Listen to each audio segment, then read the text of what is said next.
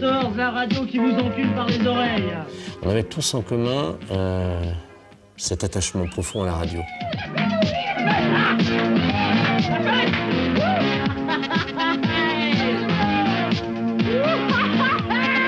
On nous a mis là comme ça, et qu'est-ce que vous voulez faire?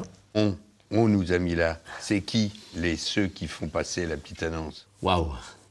Alors, des Corses dont, disons, les activités étaient diverses et multiples. Entre autres, la distribution de prospectus.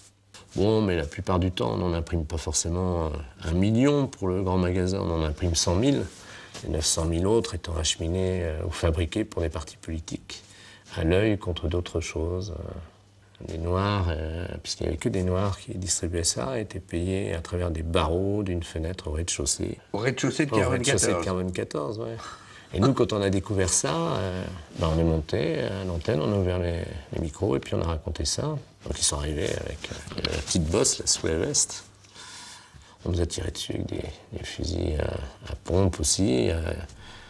On s'est pris du plomb, moi je me suis pris du plomb dans les jambes. Enfin, mais qu'est-ce que vous faites la nuit, vous? Bah écoutez, j'écoute la radio.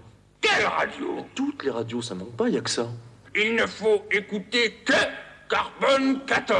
Vous avez dit quoi? J'ai dit Carbone 14, FM stéréo. Merci docteur, ça va déjà beaucoup, beaucoup mieux. Pourquoi ils font cette radio, ces gens-là, avec ce casting-là, si c'est pour la tenir d'une main de fer, croyait-il? Je crois qu'ils ont été dépassés par les événements. Maintenant, nous vous présentons l'animateur vedette de la station.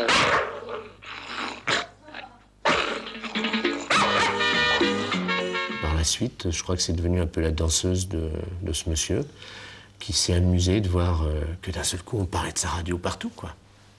Ça a été ça, en fait, d'un instrument médiatique, il en a fait finalement un jouet. Bonsoir, vous êtes à l'écoute de Radio Verte, Radio Verte qui est une station ni interdite ni autorisée. Ce soir, c'est Pour les radios libres, c'est la grande lessive et la déception. Sur 150 radios locales à Paris qui avaient demandé une attribution de fréquence, une vingtaine seulement pourraient émettre. Ils voulaient conquérir 10 millions d'auditeurs. Hélas, la commission a tranché. Pour la commission, il y a foule sur la bande FM et la qualité de l'écoute s'en ressent. D'où le tri et bien sûr la polémique. Les deux fédérations de radios libres dénoncent le critère du choix. Nous, on pensait que c'était foutu. Et on avait décidé, d'un commun accord, de s'aborder la radio si on sentait que, elle allait être vendue. Et en fait, on n'a pas véritablement s'aborder. On a essayé, mais en fait, on s'est fait interdire avant.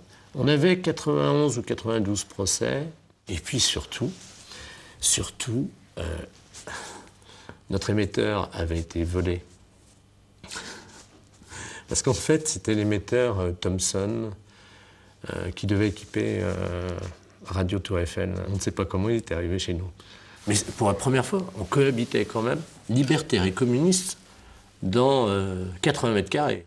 Fréquence Gay a un combat plus au niveau des mentalités et je crois que tous les appels que nous recevons tous les jours prouvent qu'il y a encore énormément de travail à faire de ce côté-là. Plus de discrimination légale. Plus de discrimination légale et je crois que là il faut encore une fois rendre hommage au comité d'urgence anti-répression homosexuelle qui depuis 3 ans, même un peu plus maintenant, a fait un travail énorme et c'est grâce à eux, des gens qui ont fini par réunir 10 000 personnes dans la rue en 81 et 15 000 cette année, que cette abrogation a eu lieu aujourd'hui. Pour nous, c'est vraiment une grande joie.